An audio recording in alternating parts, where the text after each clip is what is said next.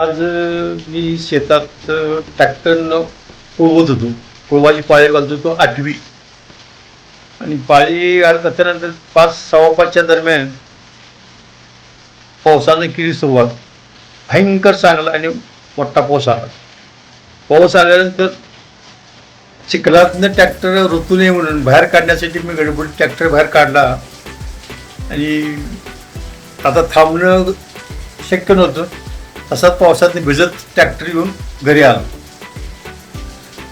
आणि घरी आलो ट्रॅक्टर आत लावला आणि फ्रेश झालो. तोपर्यंत घरात खमंग वास येऊ लागला. तर तो वास कशाच होता तर मंडळीनं म्हणजे माझ्या पत्नीनं तांदळाचे वडे केले.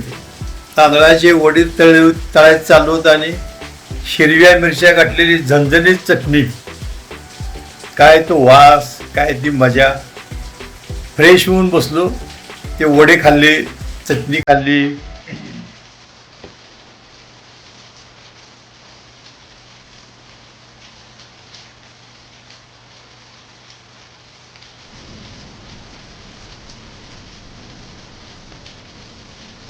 मस्त एकदम चहा बेस्ट झाला. पूर्ण थंडी निघून गेली चहामुळे. एकदम अगुणित आनंद मिळाला.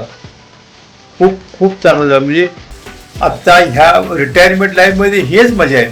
असंच रिटायरमेंट असते.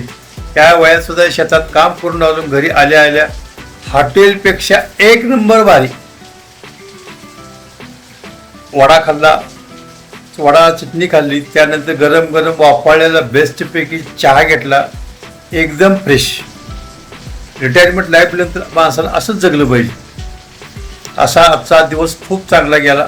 आता मंगळवारपासून पाऊस चांगला पडण्यामुळे पेरणीची तयारीला आता सुरुवात. उद्या सोमवार आहे. बियाणं वगैरे घेणे, बियाणं खतं हे उद्या चालू करणार आणि मंगळवारी सकाळी आम्ही पेरणार. जय हिंद, जय महाराष्ट्र.